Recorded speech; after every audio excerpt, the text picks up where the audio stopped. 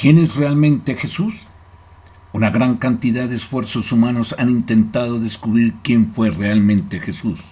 Una tarea que ha dado resultados inútiles e infructuosos porque han hecho a un lado toda la evidencia más clara que de él se tiene y que nos ha sido dada, la cual está en las Escrituras.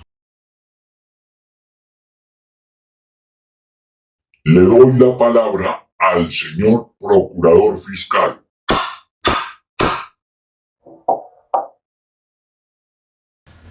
Su exposición me da la razón en cuanto a lo que es la religión, señor abogado defensor. En el sentido más simple, la religión se describe como la relación de los seres humanos con los que ellos consideran como sagrado, espiritual o divino. Normalmente está acompañado de un conjunto de prácticas, dándole una forma de sentido de vida, así como un elemento de prevención del vacío existencial y de la desesperación existencial, que fomenta una comunidad que comparte la misma fe de acuerdo con las circunstancias y culturas enseñadas por nuestros ancestros, plagadas de oscurantismo, de engaños, de mentiras. Lo que Jesús quiere es dar vida, que la gente tenga una vida eterna. Entregó su vida por todos. Su muerte es la mayor prueba de amor que puede dar el Dios eterno a la humanidad. Y la esperanza más grande es su resurrección. La vida eterna es el sentido bíblico, es una dávida o regalo que Dios nos concede por medio de la gracia de su Hijo Jesucristo. Jesús le dijo a sus apóstoles: yo soy la resurrección y la vida. El que cree en mí, aunque muera, vivirá. Y todo el que vive, cree en mí, no morirá jamás. Para muchos no lo entienden porque son incrédulos. Lo sencillo no lo creen, pero lo difícil, que es invención del hombre, en sus filosofías e ideologías, lo piensan y lo creen.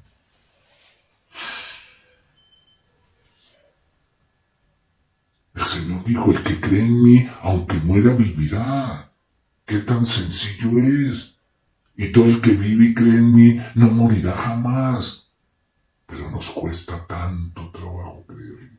Y entonces formulamos la siguiente pregunta, señores del jurado: ¿para qué murió y resucitó Jesús? A ver, ¿para qué? Es para cambiarlo todo. Para ti, para mí. Para todos los que creen en Él. Cristo resucitó con un propósito divino: crear una comunidad de fe viva, una hermandad con el Señor y entre ellos mismos. ¿Quiere que les dé una buena noticia? Es que anunciamos, es que Dios resucitó. ¿Y a cuánto nos da alegría? ¿Quiere que les dé una buena noticia? Es la que tenemos que anunciar, es que Dios resucitó a nuestro Señor Jesucristo. Pero entonces, ¿qué pasa? ¿Cómo es que algunos de ustedes dicen que los muertos no resucitan? Porque estos ojos físicos no lo ven. Porque si los muertos no resucitan, entonces Cristo tampoco resucitó. ¿Hay una prueba? Sí, la hay, que Él no resucitó. Y si Cristo no resucitó, esta buena noticia que anunciamos no sirve para nada, para nada. De nada sirve tampoco que ustedes crean en Cristo, ni en Dios, ni nada. Simplemente estamos acá y nos vamos y se acabó todo. Ya. ¡Qué tristeza! ¿Qué esperanza tenemos? Y el ser humano sin esperanza es un ser muerto. Si fuera cierto que los muertos no resucitan, nosotros estaríamos diciendo una mentira acerca de Dios y de nuestro Señor Jesucristo. Pues afirmamos que Él resucitó a Cristo. Y si en realidad los muertos no resucitan, entonces tampoco Cristo resucitó. Y si Cristo no resucitó, de nada sirve que ustedes crean en Él, pues sus pecados aún no habrán sido perdonados y nuestras faltas, todo da lo mismo, portarnos bien, portarnos mal, ser asesinos, tener mucha maldad o tener buenas cosas, de nada sirve, todo vale, todo es lo mismo, todo es relativo. Hoy vivo porque sí, hoy hago este mal porque sí, hoy hago un bien porque sí, porque todo da lo mismo. ¿Qué sentido tiene vivir?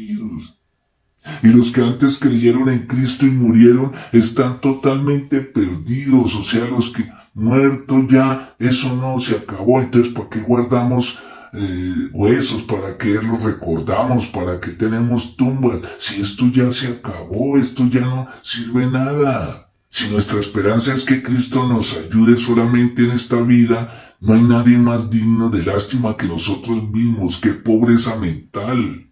Sin embargo, Cristo resucitó. Esto nos enseña que también resucitarán los que murieron creyendo en Él. Y seguimos con las preguntas. Para concluir, ¿qué tiene que ver Jesús con el concepto de la religión? Gracias, señor juez. Tiene la palabra, señor abogado defensor. En cuanto a su historiedad, aunque los textos del Qumran, una parte de los manuscritos del Mar Muerto descubierto hace casi 70 años, son todos anteriores al nacimiento del cristianismo o de lo que se conoce como religión cristiana. Se ha afirmado repetidas veces que tanto la figura de Jesús como parte del Nuevo Testamento no son sino unas copias de las peculiaridades teológicas y sociales de ese tiempo de un grupo de judíos, una rama de los esenios que se hallaba detrás de tales manuscritos. La importancia en sí de los esenios, autores o recopiladores de los textos del Qumran, en el panorama de Israel del siglo I de lo que se conoce como después de Cristo, queda claro que el hecho de que era más de 4.000 en aquel tiempo, como indica Filemón de Alejandría en su obra Q omnis liber Plutus sit, y porque el historiador Flavio Josefo, que era fariseo, un religioso, dedicó casi 50 parágrafos de la descripción de los esenios en la guerra de los judíos. No está de más, por tanto, preguntarse. Preguntémonos. ¿Fueron Juan Bautista y su discípulo Jesús miembros de esa secta? ¿Sí? ¿Fue Jesús en concreto un burdo remedio del fundador del grupo religioso de los esenios, que se autoexilió en las cercanías del Mar Muerto, el maestro de la justicia? ¿O realmente un mito? Gracias, señor juez. Le doy la palabra al señor procurador fiscal.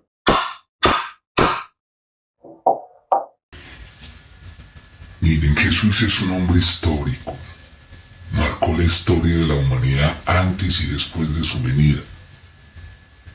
Aunque para algunos no les sirve que sea un soporte histórico.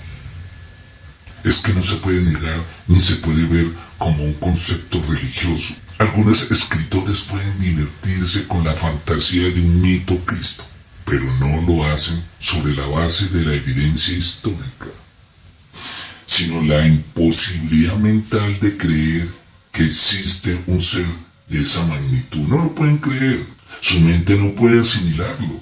La historicidad de Cristo es tan evidente para un historiador no prejuiciado como la historicidad del emperador Julio César, por ejemplo. Hago claridad de que no son ciertamente los historiadores quienes propagan una teoría cristomítica de Jesús, sino algunos escritores fantasiosos que se obsesionan en rechazar la persona de Jesús y hacerla ver como un mito o leyenda de carácter hollywoodense. Ahí vemos películas referente a eso. Es que al ser humano le cuesta creer que hay un ser superior a nosotros. Los límites del conocimiento humano no implican solo la imposibilidad de entender completamente a Dios, sino también la posibilidad de error, por lo que cabe llegar a hacerse una idea de Dios básicamente falsa. Aunque dentro de esta visión errónea puede haber algún aspecto verdadero. Detrás de estas percepciones diversas de Dios podemos constatar los dos aspectos. La imposibilidad de tener una visión perfecta sobre Dios porque tenemos una ceguera espiritual. Cualquier punto de vista que se apodere es parcial. Y el hecho de que nos podemos equivocar. En un manuscrito árabe titulado Virtudes de la Sabiduría, en un pasaje dice: por este tiempo había un hombre llamado Jesús, y su conducta era buena, y era reconocido por su virtud. Y mucha gente de entre los judíos y de las demás naciones se hicieron sus discípulos. También la religión contempla la posibilidad de Jesús. Ellos informaron que se les apareció 3 días después de su crucifixión y que estaba vivo. Hay textos sobre eso. Según esto, él era posiblemente el Mesías acerca de quien los profetas habían relatado sus maravillas. En cuanto al historiador judío fariseo Flavio Josefo, eso fue como en el año 66 después de Cristo, y que además fue comandante de las fuerzas judías en Galilea, y que después de su captura y reinsertado en las tropas romanas, dice en una cita en sus escritos de antigüedades, creo que es en la sección 18, y en los textos de ahora es en la página 33, que había alrededor de ese tiempo un hombre sabio, mire lo que él dice, llamado Jesús, y si es que es lícito llamarlo un hombre, pues era un hacedor de maravillas, algo que no podíamos entender, un maestro tal que los hombres recibían con agrado la verdad que les enseñaba. Mire quién lo dijo.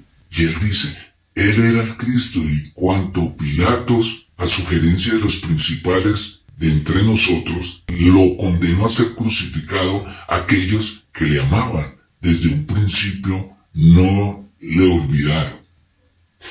Y él era el Cristo, y cuando Pilatos se vio obligado por los principales de Sanedrín, le condenó a ser crucificado. Aquellos que le amaban desde un principio no lo pudieron olvidar, pues se volvió a aparecer vivo ante ellos como al tercer día, exactamente como los profetas lo habían anticipado, y la tribu de cristianos, llamados de ese modo por causa de él, no ha sido extinguido hasta el presente. Señores del jurado, no les estoy pidiendo que me crean. Les estoy pidiendo es que entren en una reflexión profunda y se miren ustedes mismos y se pregunten, ¿realmente existe un hombre llamado Jesús de Nazaret? ¿Realmente me está dando la oportunidad de tener vida eterna? Gracias, su señoría. Señores, favor de presentar pruebas a esta corte. Señor abogado defensor, ¿alguna pregunta? No, su señoría, no tengo preguntas. Prosiga, abogado. Señores del jurado, honorable tribunal, ancianos espirituales, todo esto no quiere decir que Jesús haya existido, y de hecho lo que hemos oído, la mayoría de académicos ya lo saben y piensan que pese a esta notable documentación que ha expuesto aquí el procurador, hasta ahora Jesús sigue siendo un mito.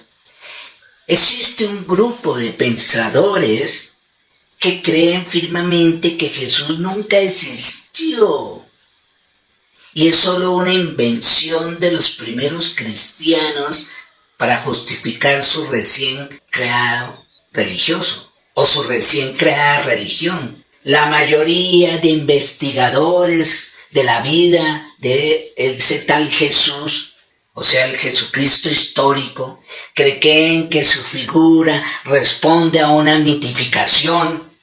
Según esto, los evangelios no son más que una compilación de mitos e ideales plagados de nombres y lugares reales elaborados por las primeras iglesias cristianas para apuntalar las lecciones que les habían sido transmitidas en forma oral.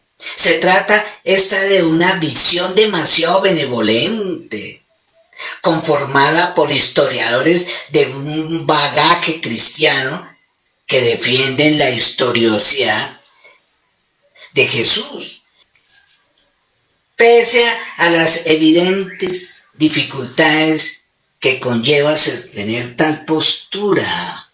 Para el historiador David Firham, Jesús fue el efecto, no la causa de lo que se conoce como religión cristiana. El nombrado Pablo y el resto de los cristianos de la primera generación buscaron continuar lo que hoy se conoce como la Biblia judía, creando un Mesías y mezclando su venida con rituales paganos como la última cena. Imagínense, comer mi carne, beber mi sangre. ¡Uf! ¡Qué mito! Detalles gnósticos nada más y un Dios personificado que rivaliza con los de su tipo. Por ejemplo, presentes los dioses de la tradición egipcia que todavía se escucha, de los persas en ese tiempo, los de el concepto cultural helenístico y romano, porque ellos fueron plagados de dioses por aquí, dioses por allá, el dios del vino, el dios del sexo, el dios del aire, igual que los aborígenes de Latinoamérica. Lo que sí nos hace pensar es que algún día va a lograrse unificar todas esas creencias y a fin de cuentas van a crear una sola religión, y eso lo vamos a ver en un tiempo muy relativo, eso lo vamos a ver en un tiempo muy corto. Lo contradictorio es que sus seguidores, como la postura del sacerdote jesuita colombiano, por ahí un tal Alfonso Llano, que niega la virginidad de María, mira, hasta ellos mismos se contradicen de sus creencias. Y obviamente niega la divinidad de Jesús. Aseguró que la Virgen María, como madre del hombre Jesús, igual a nosotros, lo engendró en un acto de amor con su legítimo esposo llamado José, del cual tuvo 4 hijos varones y varias mujeres. Que entre otras cosas hay una división en el catolicismo, que creen que María nunca tuvo hijos ni que tuvo relaciones sexuales con su esposo. Entonces, ¿para qué se casó? Qué mentira, qué fantasiosa es la gente, ¿no? En comunicación con la ACI de la prensa del 4 de diciembre del 2012, si no estoy mal, el sacerdote Pedro Mercado Cepeda le contesta, que era el secretario adjunto de la Conferencia Episcopal de Colombia. Señaló que en el fondo lo que el sacerdote Llano niega es la divinidad de Cristo tal y como es entendida por el magisterio y la tradición. Mire eso, ellos mismos se confunden, ellos mismos no saben ni qué pensar. Señores del jurado, queda la inquietud de por qué hay dudas sobre si Jesús fue real o un mito, si ellos mismos que profesan y que enseñan esas doctrinas no se ponen de acuerdo. Además, se ha encontrado escritos donde se pone en tela de juicio la deidad de Jesús. Al final, el mito de Jesús significa el ideal de la humanidad, la esperanza de que el hombre fue creado para la felicidad y no para el dolor. Claro que hay división entre esa religión que comparten es que estamos aquí para sufrir. Se trata de un debate muy complejo, su señoría, y fuertemente marcado por la subjetividad inherente de la espiritualidad de cada cual. Pero es imposible negar que el sector negacionista o ateo cuenta al menos con 5 argumentos de peso que, aunque pueden ser discutidos, pueden tambalear las creencias de algunos. Ya estoy viendo. Numerosos investigadores han trazado teorías sobre quién pudo ser el verdadero Jesucristo o Jesús de Nazaret. Pero ¿sabe qué? Todos apuntan a diferentes personas. Por eso es que uno ve que lo dibujan de una manera, de otra, con el pelo largo, con el pelo corto, con el pelo enchurtado, con calvo. Mejor dicho, eso lo pintan gordo, flaco, negro, mono. No. Es que eso hay... Porque no saben si realmente existió. En un libro Deconstruyendo a Jesús en español, Robert Prince reúne una lista de distintos posibles Jesucristos que incluyen a un filósofo cínico, un hasidista, un rabino conservador o un fariseo. O por citar solo algunos. Sí, así. Mire eso, cómo andan que ni siquiera saben realmente cómo era Jesús. Algo que según el propio Prince va en contra de su existencia, de que fue real. Esto es un mito y solamente un mito y nada más que un mito.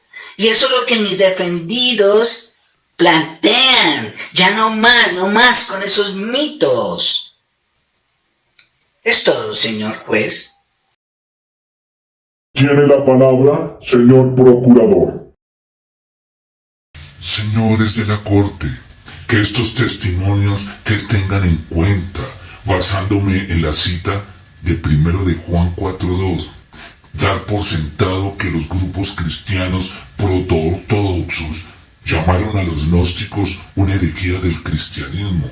Pero de acuerdo con los académicos modernos, el origen de la teología gnóstica está estrechamente relacionado con medios sectarios judíos y sectas cristianas primitivas, que llevaron a Jesús a mostrarlo como solamente un espíritu, porque no podían entenderlo de otra manera, porque no lo podían creer, como está pasando hoy en día.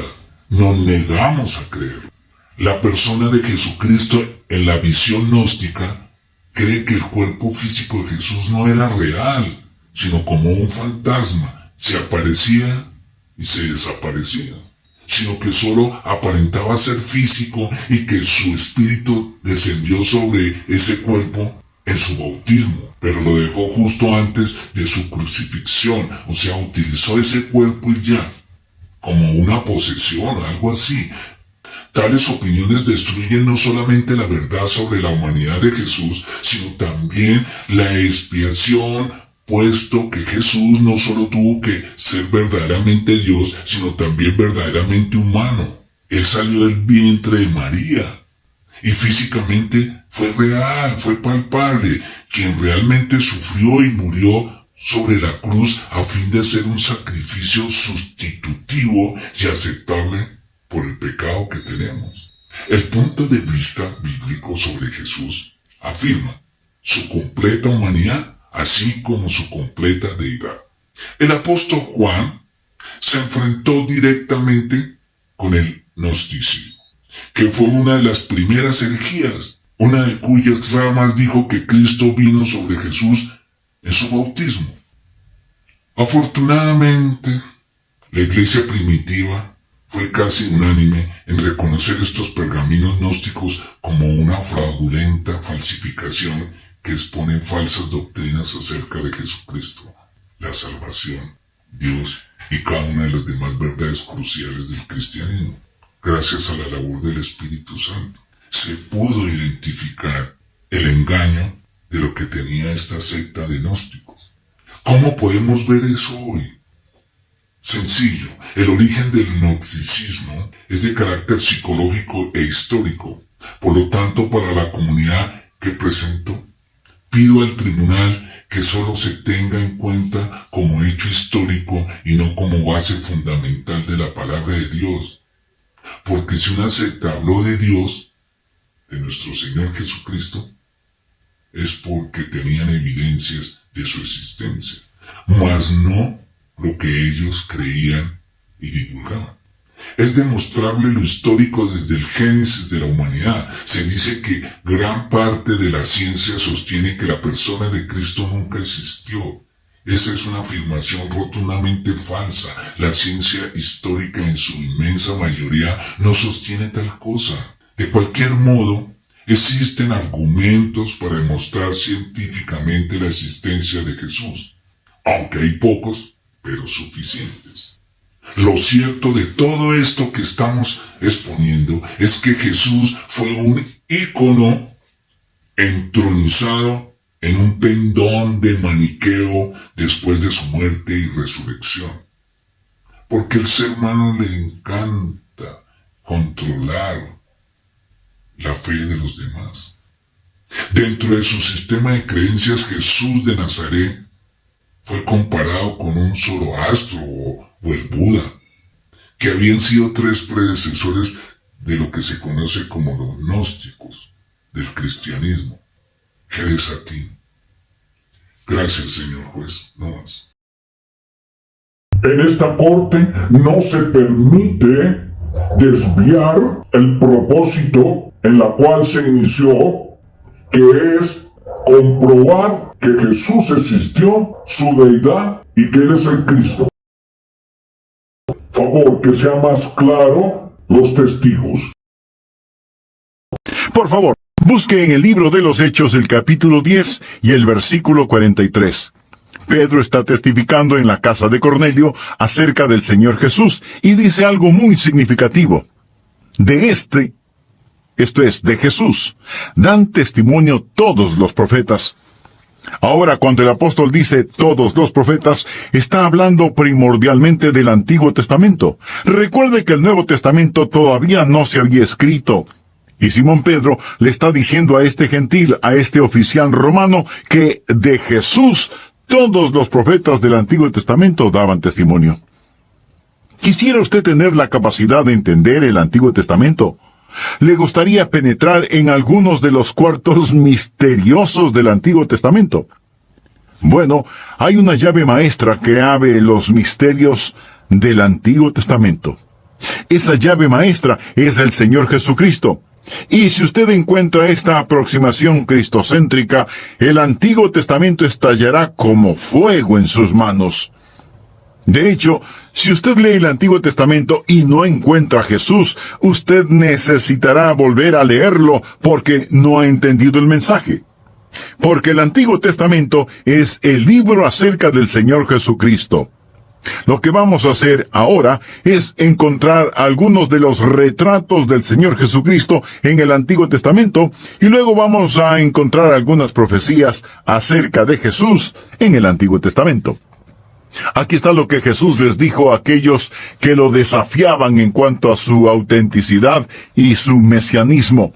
Jesús les miró directo a los ojos y les dijo: escudriñad las Escrituras, porque a vosotros os parece que en ellas tenéis la vida eterna, y ellas son las que dan testimonio de mí. Recuerde que cuando Jesús dijo eso, no existía el Nuevo Testamento en la forma en que lo conocemos hoy. Estaba siendo formado, pero aún no había sido escrito.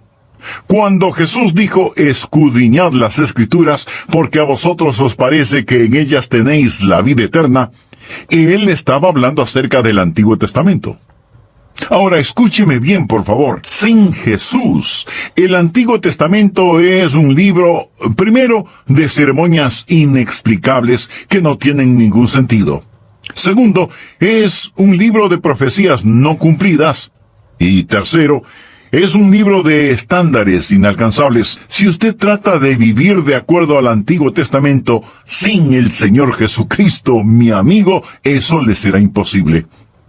El Antiguo Testamento fue completado más o menos unos 400 años antes de que Jesucristo naciera. Y los judíos de ese tiempo habían dividido el Antiguo Testamento en 3 categorías: la ley, los profetas y las escrituras. ¿Lo comprendió? La ley, los profetas y las escrituras. Esas eran las 3 categorías en que estaba dividido el Antiguo Testamento. Vayamos ahora al Evangelio de Lucas, capítulo 24. Jesús, después de su resurrección, está en el camino hacia Emaús. Por ese mismo camino iban 2 discípulos tristes que no entendían todo lo que había pasado. Jesús camina junto a ellos, y ellos no lo reconocen resucitado. O a lo mejor Jesús no se les reveló de inmediato porque quería enseñarles una lección. Ahora ponga atención a lo siguiente: que era necesario que se cumpliese todo lo que está escrito de mí en la ley de Moisés, en los profetas y en los salmos. Note que aquí se llama salmos lo que yo hace unos instantes llamé escrituras. Los judíos tomaron el libro de los salmos y todo lo que sigue y lo llamaron las escrituras. Y luego la Biblia dice, entonces les abrió el entendimiento para que comprendiesen, ¿qué cosa? Las escrituras. Ahora, ¿cómo ellos iban a comprender las escrituras? Las iban a comprender encontrando en las escrituras todas las cosas que se referían a él, en la ley, en los profetas, en los salmos o los escritos, en todas estas cosas que se referían a él. La ley es básicamente los 5 primeros libros de la Biblia, lo que llamamos el Pentateuco, o 5 libros: Génesis, Éxodo, Levítico, Números y Deuteronomio. Y luego los profetas. Usted sabe quiénes fueron los profetas, terminando con los salmos o los escritos. Los judíos vivieron bajo una teocracia y una monarquía. La teocracia es el gobierno de Dios. Teos significa Dios. Dios gobernaba, y ellos no tenían un rey hasta cuando pidieron que querían tener un rey. Dios les dio a Saúl y luego una sucesión de reyes. Así que los judíos vivieron bajo una teocracia y una monarquía. En la teocracia y en la monarquía hay 3 tipos de personas que eran ungidas o cristianizadas. Cristo significa el ungido. Se ungía a los profetas. Si un hombre iba a ser profeta en Israel, era ungido. Se ungía a los sacerdotes. Si un hombre iba a servir como sacerdote, tenía que ser ungido. Se ungía a los reyes. Si un hombre iba a ser rey sobre Israel, debía ser ungido. ¿Quiénes eran los ungidos? Los profetas, los sacerdotes y los reyes. Ahora usted va a descubrir que el Señor Jesucristo estaba tipificado en todos los profetas, los sacerdotes y los reyes, porque ¿quién es el Señor Jesucristo? Él es profeta, Él es sacerdote y Él es rey. Toda la historia del Antiguo Testamento es acerca del Señor Jesucristo. El Mesías está representado como profeta, sacerdote y rey. Por eso, cuando llegamos al Nuevo Testamento, encontramos el cumplimiento de lo profetizado. Por ejemplo, en los Evangelios de Mateo, Marcos, Lucas y Juan, vemos a Jesús como el profeta predicando acerca del reino de Dios. En los Hechos y en las Epístolas, vemos a Jesús como el sacerdote ascendido, intercediendo por la gente de Dios. Y en el libro de Apocalipsis vemos a Jesús como el rey que retorna, que regresa para gobernar y reinar. Usted puede ver que todos los retratos de Jesús en el Antiguo Testamento como profeta, sacerdote y rey hallan cabal cumplimiento en el Nuevo Testamento, donde vemos a Jesús como profeta, sacerdote y rey. En cualquier lugar del Antiguo Testamento usted podrá encontrar retratos de Jesús. Voy a mencionar algunos de estos, y algunos serán un enigma para usted. No podrá entenderlos. Pero vamos a pensar en ellos por unos momentos. Va a encontrar a Jesús como el segundo Adán, porque el primer Adán profetizó de él. Jesús es un profeta como Moisés, porque Moisés es una simbología de él. Jesús es un sacerdote como Aarón y Melquisedec, porque ellos fueron prefiguras de él. Jesús es un campeón como Josué, cuyo nombre literalmente significa Jesús. Y él es la contraparte de Jesús en el Antiguo Testamento. Jesús es el cumplimiento de la ofrenda de Isaac en el monte Moria, en donde Jesús literalmente murió. Jesús es rey, como David. Jesús es un sabio consejero, como Salomón. Jesús es un amado, rechazado y exaltado hijo, proveedor de alimento para todo el mundo, como José. Jesús es retratado en el arca del pacto. Jesús es el sacrificio sobre el altar de bronce en el tabernáculo, en el templo. Jesús es el trono de la misericordia en el santuario donde habitaba la gloria de Dios. Jesús es el agua que brotó de la roca. Jesús es el maná que cayó del cielo. Jesús es la serpiente de bronce levantada en el desierto. Jesús es el Cordero Pascual. Jesús es el macho cabrío que lleva en sí los pecados de la gente. Jesús es el León de Judá y el buen pastor. Jesús es la raíz que brota de tierra seca, nacido de una virgen. Jesús es la vid verdadera. Jesús es aquel que, aún desfigurado y sin atractivo, es digno de ser amado. En la totalidad del Antiguo Testamento, ¿quién es Él? Su nombre es Jesús. Lo repito, mi amigo, el Antiguo Testamento sin el Señor Jesucristo sería como un camino que no conduce a ninguna parte. Y sin embargo, cuando usted mira la Biblia, descubrirá y verá a Jesucristo por todas partes, como profeta, como sacerdote y como rey. En segundo lugar, usted verá profecías del Señor Jesucristo en el Antiguo Testamento. Aquellos que escribieron el Antiguo Testamento fueron llamados profetas, y las profecías cumplidas son las grandes pruebas de la deidad de Jesucristo. Dios comenzó a preparar al mundo para la venida de Jesús con más de 300 profecías referentes a Él. 300 profecías en el Antiguo Testamento. Por lo tanto, no puede haber ningún error en que Jesús es el Mesías. La ley de probabilidades matemáticas hace totalmente imposible que Jesús no sea el Mesías, o que cualquier otro pueda reclamar ser el Mesías de acuerdo a la ley de probabilidades. Ahora, esta ley de probabilidades no es una ley abstracta. Por ejemplo, Dios dijo en el Antiguo Testamento que el Mesías vendría de una raza. El Mesías no sería un ángel, sería un hombre. El Mesías sería un ser humano. En Génesis 3:15, Dios le dijo a la serpiente, y pondré enemistad. Esto quiere decir guerra entre ti y la mujer. De paso diré que la mayoría de las mujeres detestan a las serpientes. Y entre tu simiente y la simiente suya. La palabra simiente quiere decir descendencia. Esta te herirá en la cabeza y tú le herirás en el calcañar. Esta es la primera profecía en toda la Biblia. La encontramos aquí al principio de la Biblia y los teólogos la llaman el protoevangelio, que significa el primer mensaje evangelístico. Y aquí se profetiza una batalla, la simiente de la mujer y la simiente de la serpiente. Y estamos viendo que esa batalla continúa a través de la historia. Pero no solo una batalla es profetizada, sino también un nacimiento. Aquí está la semilla, la simiente. En la Biblia la palabra simiente es utilizada más de 100 veces, y siempre se refiere a la descendencia de un hombre. Pero aquí Dios habla en relación con la mujer, la simiente de la mujer. Los antiguos rabinos solían rascarse la cabeza y decir, no, es la simiente del hombre. Sin embargo, aquí en Génesis 3:15 se le llama la simiente de la mujer, una profecía del nacimiento virginal. No solo una batalla, no solo un nacimiento, sino también una herida es profetizada. La simiente de la serpiente heriría al Mesías en su talón, pero el Mesías le destrozaría la cabeza. ¿No es esto extraordinario? Quiero decir, aquí, al principio mismo de la Biblia, encontramos que el Mesías iba a ser un ser humano de la simiente de la mujer, pero no solo iba a ser de una raza. En segundo lugar, sería de una sección de esa raza porque al pasar del tiempo hubo un hombre llamado Noé. Dios puso a Noé en el arca.